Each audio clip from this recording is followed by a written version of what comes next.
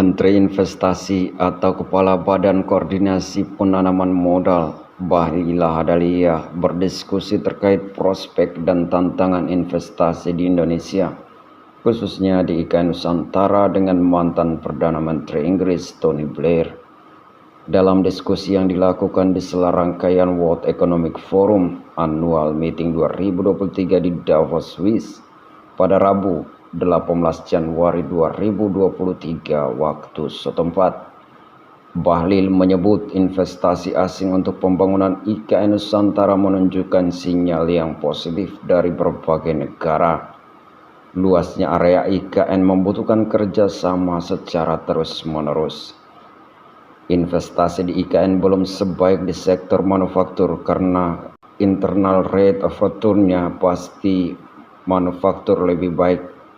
Oleh karena itu saya perlu kolaborasi dengan pihak lain seperti Pak Tony ini yang sudah berpengalaman, katanya dalam keterangan di Jakarta pada Jumat 20 Januari 2023. Bahlil mengungkapkan bahwa luasnya jejaring investor dunia yang dimiliki oleh Tony Blair akan sangat bermanfaat dalam menjaring minat investasi asing ke Indonesia.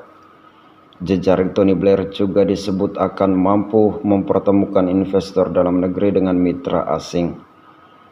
Bahlil menegaskan Kementerian Investasi akan memberikan dukungan berupa fasilitasi investor dan seleksi mitra lokal yang tepat.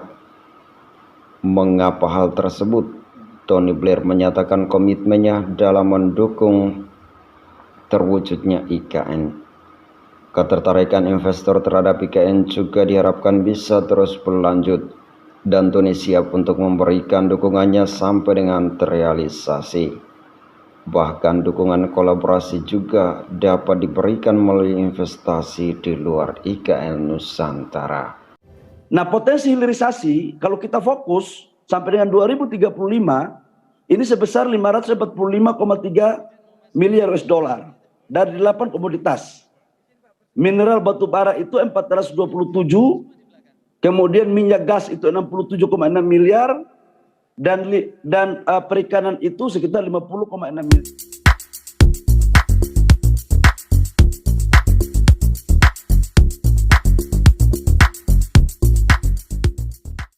Pembangunan infrastruktur di IKN Nusantara telah resmi dimulai pada tanggal 29 Agustus 2022 yang lalu.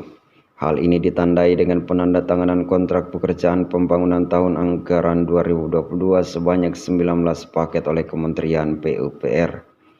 Adapun progres pembangunan infrastruktur di IKN Nusantara secara total mencapai 12% hingga 15% sejak pembangunan resmi dimulai pada Agustus yang lalu.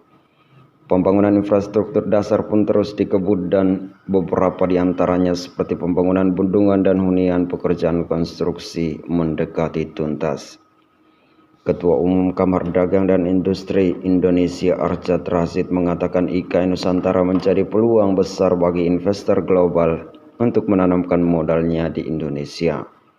Menurut Arsyad, IKN Nusantara juga didesain sebagai forest city yang memperhatikan berbagai aspek berkelanjutan. Terlebih Indonesia memiliki potensi sumber daya alam yang melimpah. Arsyad menyatakan Indonesia juga berpotensi menjadi pemimpin transisi energi karena kekayaan alam Indonesia sangat mendukung usaha transisi energi tersebut. Kita memang perlu segera menjalankan ekonomi dan industri hijau yang berkelanjutan.